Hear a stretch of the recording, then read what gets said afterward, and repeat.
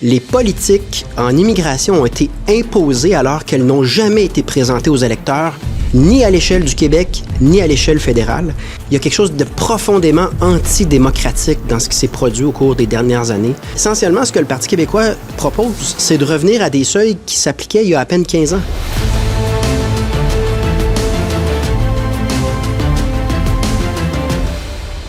Très content d'être avec vous ce matin en équipe pour vous présenter un document quand même très attendu d'orientation du Parti québécois en matière d'immigration. Ça s'inscrit dans une séquence de documents.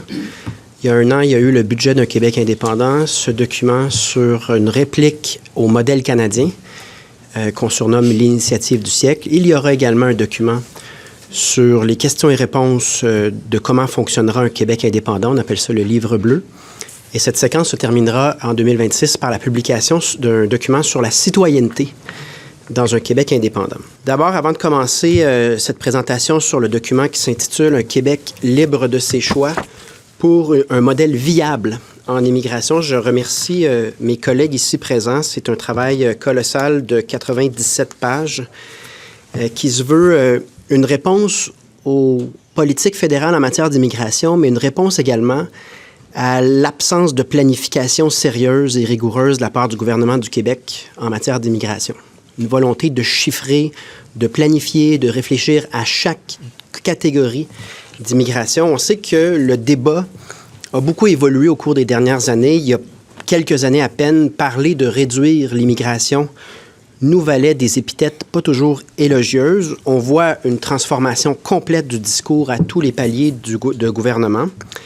Et ça s'explique. En termes d'immigration, en termes de hausse, là, lorsqu'on parle de 652 000 personnes et qu'on essaie de détailler les catégories qui forment l'immigration temporaire comme permanente au Québec, en fait, si on compare la période de la Révolution tranquille jusqu'à Philippe Couillard, donc de 1960 à 2014, durant ces années, il y a eu moins d'immigration au Québec que sous l'égide de François Legault.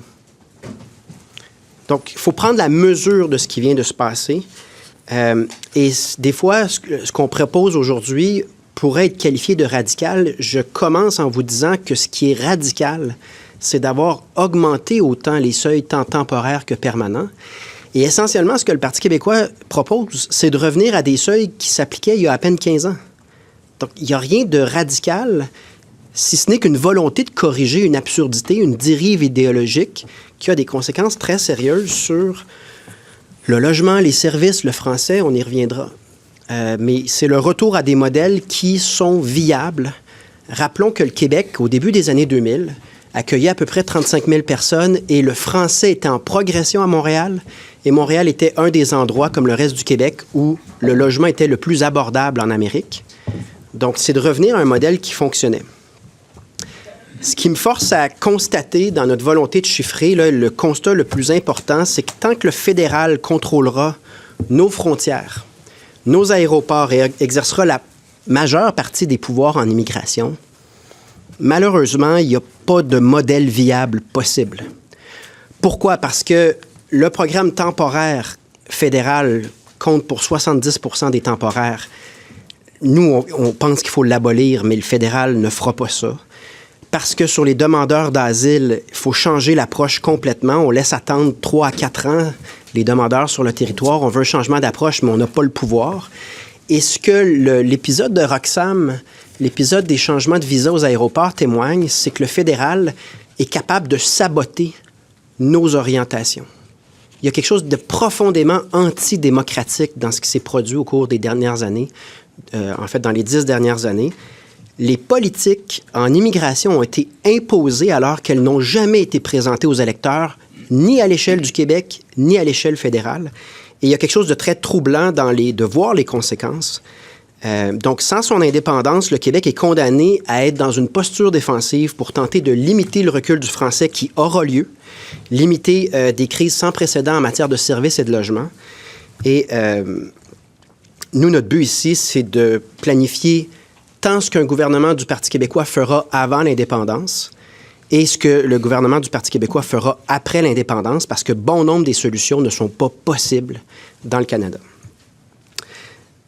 C'est important de dire qu'au-delà de la responsabilité du fédéral, la CAQ a surprenamment une très grande responsabilité dans ce qui s'est produit. Peut-être pas la plus grosse partie de la responsabilité, mais au-delà de la dérive idéologique du fédéral, on doit souligner que la CAQ a participé à l'augmentation du nombre d'immigrants temporaires en faisant passer les travailleurs temporaires sous son égide de 17 000 à son arrivée à environ 80 000 en date d'aujourd'hui. Ça, c'est purement la CAQ.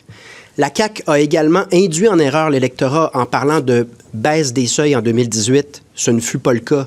En 2022, François Legault a affirmé que ce serait suicidaire d'aller à plus que 50 000 permanents par année. Ils ont fait exactement l'inverse. On est rendu autour de 65 000. Donc, on doit mentionner également que le gouvernement du Québec a sa part de responsabilité. Ce qui a le plus d'impact en ce moment, ce sont les politiques fédérales sans la consultation du Québec. Mais c'est étonnant de voir la disparité entre le discours de la CAQ et ce qu'ils ont fait au cours des dernières années. Petite mise en contexte là, sur les chiffres.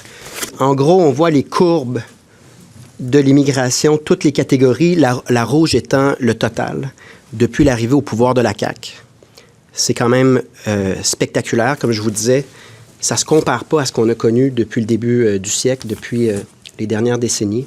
Le poids démographique du Québec dit qu'on va continuer à diminuer dans le Canada, avec toutes les conséquences sur notre très peu de pouvoir politique qu'on a déjà. On accueille au Québec et au Canada plus de personnes en proportion de notre population que n'importe où dans le monde. C'est dans le document. Nettement par-dessus la moyenne de l'OCDE.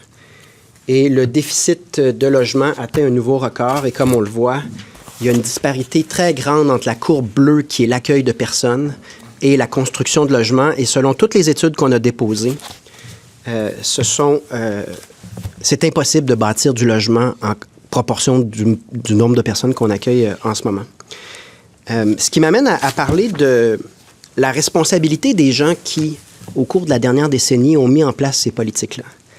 Ce que le document démontre, c'est que ce sont des politiques qui sont largement fondées sur des mensonges, des inexactitudes intentionnelles, comme les principes suivants.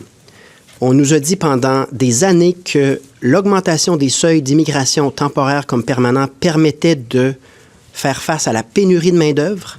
Les études sont claires, ça ne permet pas de venir à bout de la pénurie de main-d'œuvre et certaines études suggèrent même que ça creuse la pénurie de main-d'œuvre, étant donné que non seulement un immigrant qui est travailleur, il est aussi consommateur, ce qui génère de la demande pour d'autres travails, mais en situation de crise de logement, là, il y a même une étude qui suggère que pour un immigrant, on a besoin de 5 travailleurs. Donc, première inexactitude, on a répété également, Marc Miller l'a fait hier, à Tout le monde en parle, que l'immigration permet de rajeunir la population. C'est faux. C'est pas ce que les études disent. C'est un impact marginal sur l'âge moyen des travailleurs et sur le rajeunissement de la population. Donc, le document se penche beaucoup sur les origines de l'initiative du siècle. Pourquoi a-t-on pris une direction basée sur des inexactitudes, comme par exemple le fait que plus d'immigration, c'est plus de richesse? C'est une erreur flagrante sur la compréhension du PIB, qui est la taille de l'économie, versus le PIB par habitant, c'est-à-dire combien par personne. Ça, c'est un indicateur imparfait, mais c'est un indicateur de la richesse. Des documents, donc, qui émanent du début du mandat de Justin Trudeau. Et ça soulève pour nous la question des conflits d'intérêts dans ce gouvernement-là, de pourquoi on a voulu nous imposer des hausses si substantielles. Et ça soulève toutes sortes de questions de conflits d'intérêts. Donc, on se penche sur les origines de l'initiative du siècle en soulignant que c'est fondé sur plusieurs mensonges qui ont été répétés par des médias également, qui ont également leur part de responsabilité, puisque c'est pas très difficile de conclure que ce sont des inexactitudes, que ce sont des mensonges. Dans le dernier point que j'aimerais faire, c'est important pour moi de mentionner que le débat ici, je l'ai répété tellement de fois, il porte sur le modèle d'immigration et les seuils. Jamais vous n'allez entendre le Parti québécois blâmer des individus Et notre but, c'est un modèle durable et la paix sociale. Donc, aux Québécois issus de l'immigration, vous êtes Québécois. Puis, les conséquences sur le logement ou les services, on le vit tous ensemble, puis on a un intérêt commun à trouver un modèle qui est durable. Et ça me tient à cœur. Et nos adversaires ont souvent tenté justement de déformer, c'est ce que Marc Miller a souvent fait, là, on déforme nos propos pour dire qu'on casse du sucre sur les immigrants. On n'a jamais fait ça, on le fera jamais. On est simplement à la recherche d'un modèle qui n'est pas une dérive idéologique. Il me semble que c'est pas trop demandé. Et avant de passer en revue chacune des propositions qu'on fait, il y en a 12, je veux simplement dire que chiffrer, c'est important. Quand on nous dit que c'est arbitraire, les chiffres du Parti québécois, je suis curieux de comprendre pourquoi, lorsque Jean Charest a augmenté les seuils de 35 000 à 50 000 au nom de la pénurie de main-d'œuvre, personne ne lui a demandé pourquoi 50 000. Personne ne trouvait que c'était arbitraire. Lorsque Justin Trudeau a fait exploser le nombre d'immigrants temporaires, personne ne s'est interrogé sur les chiffres, personne n'a demandé de justificatif. Et même chose pour François Legault. Lorsqu'il décide de revenir sur son engagement électoral et de faire passer les seuils permanents au Québec de 50 000 à 65 000, qui a demandé à François Legault de justifier son chiffre? Qui a dit que c'était arbitraire? Quand il fait passer, François Legault, les chiffres temporaires de 17 000 à 80 000, c'est arbitraire. Donc, vous comprendrez que nous, on part de la logique que si on veut donner une chance à la crise du logement, puis à la crise des services et rétablir un niveau de français, donner un avenir aux Français, en fait, on part de la prémisse qu'il faut diminuer substantiellement l'immigration temporaire et diminuer les seuils permanents. Et on se fonde sur des modèles qui ont déjà fonctionné au Québec au début des années 2000, simplement. Mais je souligne l'arbitraire de ce qui vient de se produire et l'absence de reddition de comptes de gens qui ont littéralement créé une crise. Dans le cas de Justin Trudeau et de son gouvernement, les fonctionnaires fédéraux ont averti Justin Trudeau, vous allez causer une crise du logement sans précédent. Ils ont procédé quand même. Donc, j'insiste sur ce point-là. Et voici les 12 propositions là, qui sont des principes directeurs.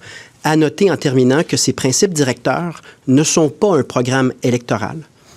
On s'est fondé sur les chiffres de 2003-2024. Évidemment qu'on devra refaire les calculs parce que ces orientations-là vont s'appliquer en fait en 2026. Même chose pour chiffrer l'accompagnement des entreprises, etc.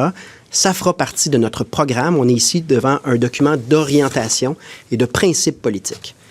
Donc, le Parti québécois propose, dans un premier temps, numéro 1, de doter le Québec d'une politique cohérente et fonctionnelle en immigration en abolissant le programme fédéral de travailleurs temporaires, PMI, en resserrant les normes de traitement des demandes d'asile et en accélérant le traitement et en donnant l'entièreté des pouvoirs en immigration au gouvernement du Québec. Deuxièmement, le Parti québécois veut réduire au moins de la moitié l'immigration temporaire qui passera sous un mandat du Parti québécois de 4 ans de 600 000 à environ, dans une fourchette là, de 250 à 300 000 résidents non permanents. Tout ça dans un mandat donc de 4 ans. Numéro 3, fixer des seuils d'immigration permanente respectant la capacité d'accueil du Québec au niveau qu'on avait avant l'ère Charest, donc à 35 000 résidents permanents ou immigrants permanents par année. Numéro 4, décréter un moratoire sur l'immigration économique permanente provenant de l'extérieur du Québec, c'est-à-dire que nous recruterons parmi les temporaires sur le territoire, mais nous ne ferons plus appel jusqu'à nouvel ordre à des candidatures de l'extérieur du Québec pour combler les cibles d'immigration permanente. 5e, traiter rapidement les dossiers liés à la réunification familiale en ce qui a trait aux conjoints et aux enfants. Donc, on s'engage à complètement réduire la liste d'attente dans l'espace de seulement 2 ans. Numéro 6, resserrer les critères de sélection des travailleurs étrangers temporaires en établissant notamment une nouvelle liste des métiers en tension et une hiérarchie des priorités, tout en reconnaissant formellement la dépendance du milieu agricole aux travailleurs étrangers temporaires. Numéro 7, effectuer un vrai virage vers l'automatisation et la robotisation des secteurs de notre économie qui sont en pénurie de main-d'œuvre, qu'ils sont toujours. Numéro 8, exiger un niveau de compétences en français plus élevé, tant au point d'entrée que pour le renouvellement des permis pour la grande majorité des temporaires et des étudiants étrangers, en priorisant les personnes affichant un niveau de français intermédiaire au point d'entrée et un niveau de français avancé pour le renouvellement des permis. Sur les temporaires numéro 9, établir à 40 000 le nombre de travailleurs étrangers temporaires issus du programme québécois de travailleurs temporaires et remplacer les permis de travail restreints à un employeur unique par désormais des permis de travail régionaux et sectoriels. Numéro 10, établir à environ 50 000 le nombre d'étudiants internationaux par année, ce qui est un niveau similaire à ce qui existait avant l'arrivée au pouvoir de la CAQ. Numéro 11, revoir la politique de financement des universités en rapport aux étudiants étrangers pour revenir à un régime qui s'apparente davantage à ce qu'on connaissait avant 2018, avant la déréglementation du financement des universités, on y reviendra. Et numéro 12, d'ici à l'indépendance du Québec, accueillir des demandeurs d'asile en fonction de notre poids démographique.